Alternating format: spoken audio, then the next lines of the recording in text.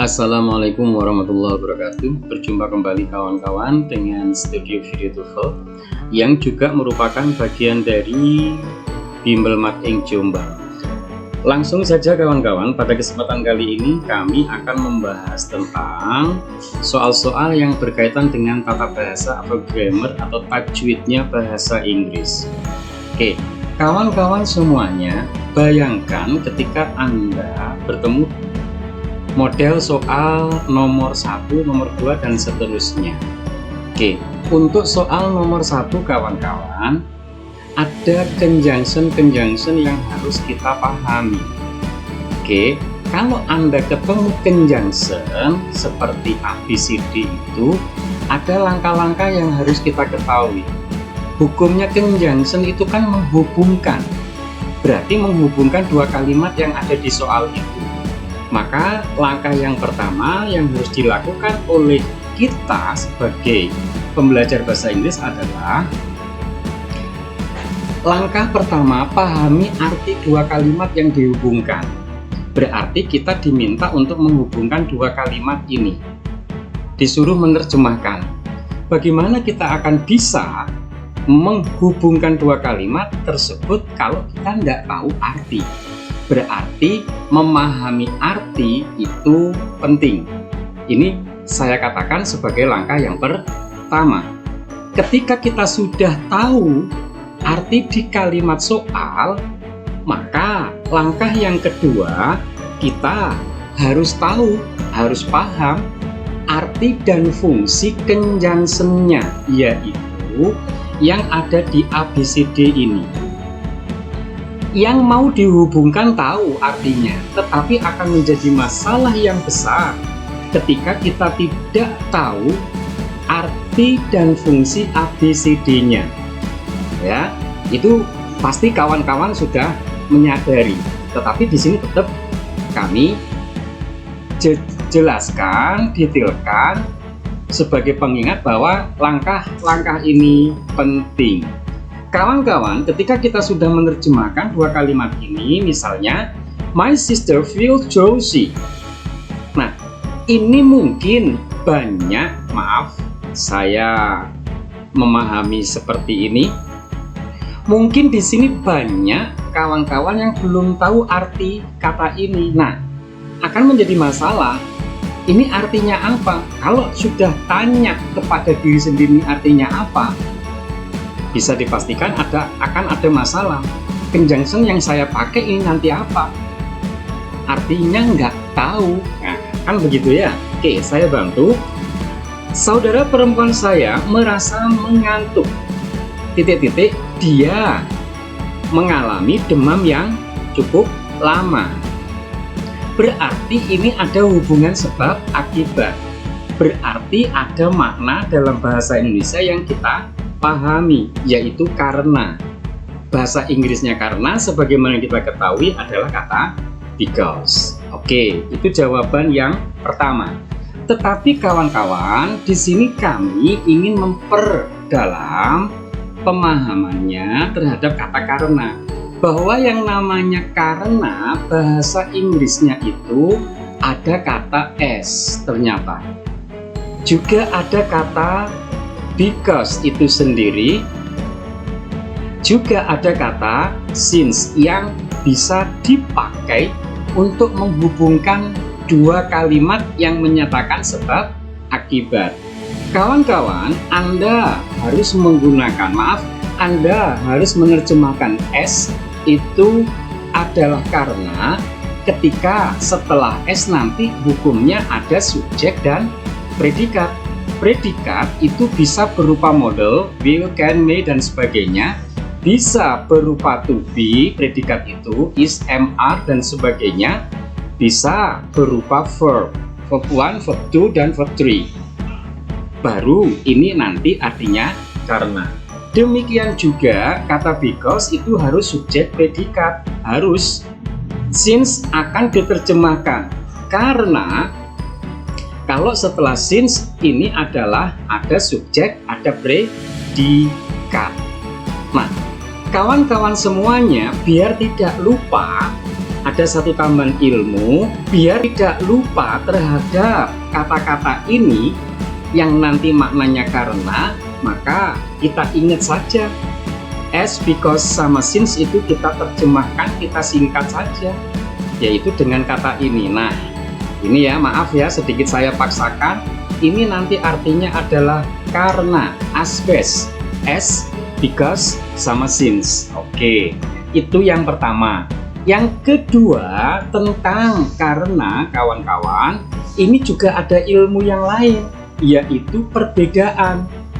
As itu beda pemahamannya dengan because, dengan since. Nah, ini ilmu yang lebih jeru ini. As tetap menyatakan hubungan sebab akibat, tetap. Tetapi as digunakan jika ada alasan yang disampaikan itu sudah diketahui. Maksudnya bagaimana? Maksudnya seperti contoh ini. Nah ini, dia tidak bisa mengendarai karena dia tidak punya SIM. Yang dimaksud tidak bisa mengendarai itu, dia tidak boleh menyopir. Dia secara keterampilan, secara skill dia bisa nyetir, tetapi dia tidak bisa, tidak boleh mengendarai di jalan raya karena dia tidak punya SIM.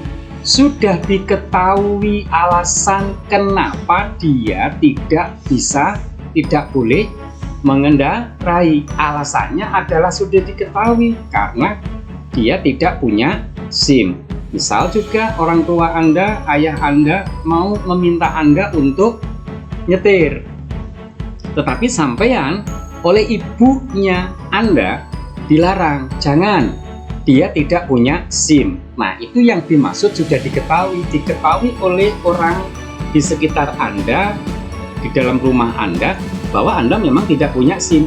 Akibatnya Anda tidak boleh menyetir. Itu yang dimaksud sebagai pemahaman terhadap as. Yang kedua, kawan, yaitu makna because. Digunakan untuk merujuk pada alasan yang sangat penting dan belum diketahui oleh yang lain. Contoh, misalnya, I don't go to school because I'm sick. Bahwa adalah penting tidak pergi ke sekolah itu ketika Anda sakit. Nah, ini yang dimaksud alasan yang penting. Kan memang betul, kalau sakit kan kita nggak boleh sekolah. Lebih pentingnya adalah Anda istirahat. Dan ketika Anda tidak masuk, kawan-kawan Anda kan nggak tahu alasan apa Anda tidak pergi ke sekolah. Kecuali kalau Anda sudah kirim surat. Oke, berikutnya kawan-kawan, yaitu tentang since. Digunakan sama seperti as. Jadi maknanya adalah sudah diketahui. Namun since ini lebih formal dibandingkan dengan as. Kawan-kawan, yang namanya lebih formal ini biasanya lebih kepada hal-hal yang bersifat ilmiah. Ya, ilmiah baik itu dari sisi kajian maupun dari sisi lingkungan. Contoh, lingkungan ilmiah, lingkungan formalnya adalah karena dia sakit, guru itu mengizinkan dia untuk tetap tinggal di rumah. Nah, ini kan wilayahnya wilayah sekolah. Wilayah sekolah itu wilayah formal. Wilayah formal itu juga wilayah ilmiah. Itu pemahaman tentang tiga kata as, because, sama since. Semoga ini bisa membantu. Kawan-kawan, kalau misalkan perilaku soal nomor 1 ABCD-nya seperti ini, ya mudah, langsung saja dijawab because. Kenapa? Karena as atau since-nya tidak muncul di ABCD-nya. Andai saja jawabannya nanti ada salah satu dari as sama since dimunculkan di sini. Nah, itu sampean harus berpikir lebih jauh, lebih dalam. Gitu ya. Tetapi bersyukurlah soal ini hanya menyiapkan jawaban because, tidak menambah salah satu dari yang ada di sini.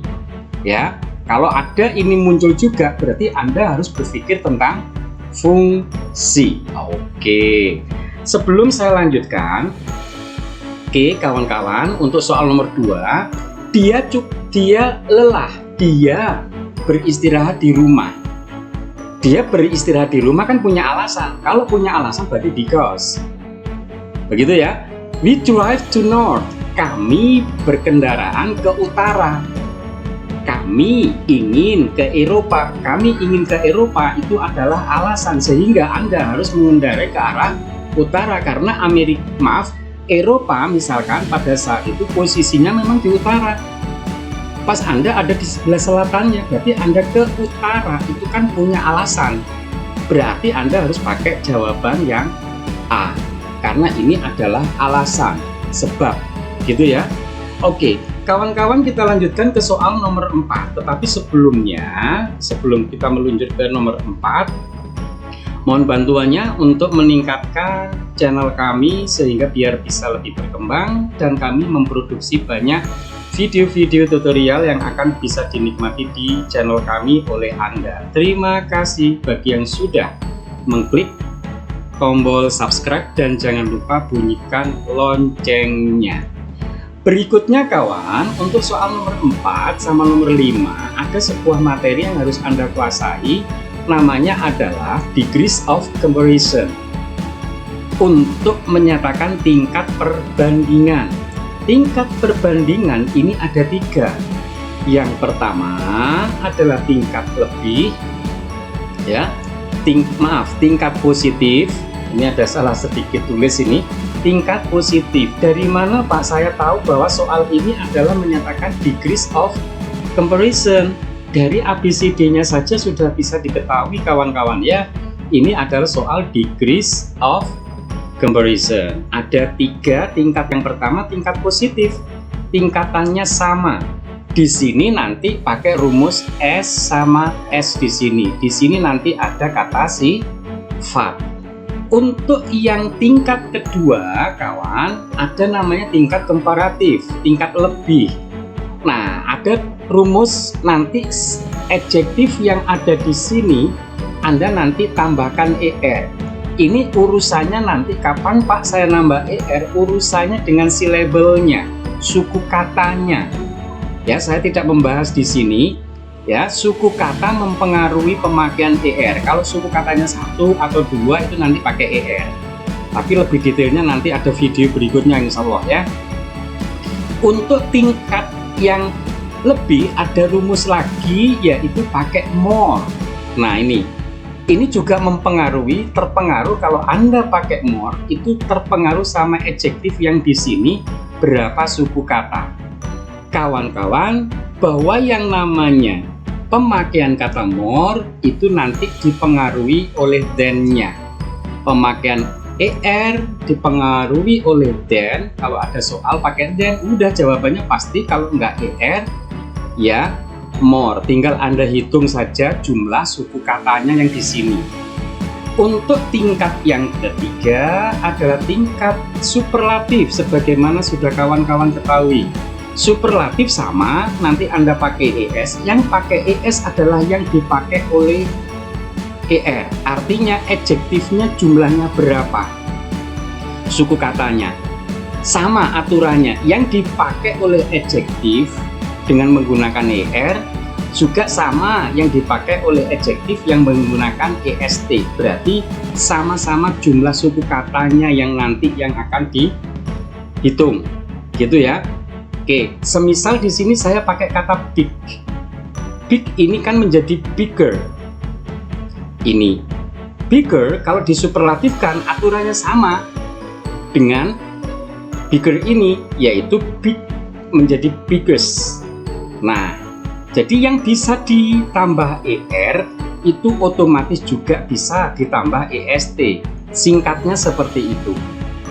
Tingkat superlatif yang kedua adalah the most. Nah, ini kata kunci untuk tingkat paling itu adalah the. Kata kunci untuk tingkat lebih adalah more tadi. Itu kawan-kawan ya. Nah, sekarang kawan-kawan, barang atau orang atau benda yang dibandingkan ketika Anda pakai tingkat sama harus 2. Yang dibandingkan harus 2 kalau kita pakai tingkat positif. Yang dibandingkan harus 2 kalau kita pakai tingkat komparatif ya. Kalau superlatif yang dibandingkan harus lebih dari 2. Gitu ya, itu aturan yang harus kawan-kawan pahami. Nah, kita kembali ke soal. Kawan-kawan, ada kata kunci banyak di soal nomor 4 ini, tapi saya ingin mengajak Anda ke sini dulu. Anda pakai among di antara kalau bendanya lebih dari 2. Kalau nanti Anda pakai between, bendanya harus berjumlah 2, orangnya harus berjumlah 2. Berarti kalau sudah dikasih among, Anda nggak mungkin menjawab tingkat komparatif, karena komparatif hanya 2. Anda nggak mungkin pakai tingkat positif, karena positif hanya 2, sehingga satu-satunya jawaban adalah pasti itu lebih dari 2, sehingga jawabannya harus pakai superlatif. Ini kata kunci yang pertama. Kata kunci yang kedua ya pasti ini yang paling mudah. Kalau ada the, pasti superlatif. Maka jawabannya ini salah, ini salah. Ini tidak ada dalam bahasa Inggris, maka jawabannya adalah yang D. Untuk soal nomor 5, kata kuncinya adalah ada kata the. Kalau the harus diikuti superlatif. Berarti superlatif ada EST, yang EST inilah yang benar. Lupa ini kok salah, karena tol itu hanya terdiri dari satu suku kata. Kalau satu suku kata, Anda harus pakai EST. Nah, maka jawaban yang benar adalah yang C. Gitu kawan-kawan ya, untuk soal-soal yang saya hidangkan kali ini. Untuk soal berikutnya, kawan-kawan ditunggu saja di video berikutnya, biar secara durasi waktu tidak terlalu lama gitu ya. Tetapi ambil pelajarannya, sedikit lama nggak apa-apa, tetapi yang penting dapat ilmunya. Ini nanti silakan ditunggu di video berikutnya. Dari kami, silakan kalau kawan-kawan ingin informasi lebih detail tentang video yang kami sediakan, silahkan klik link yang ada di bawah video ini. Terima kasih, saya akhiri. Wassalamualaikum warahmatullahi wabarakatuh.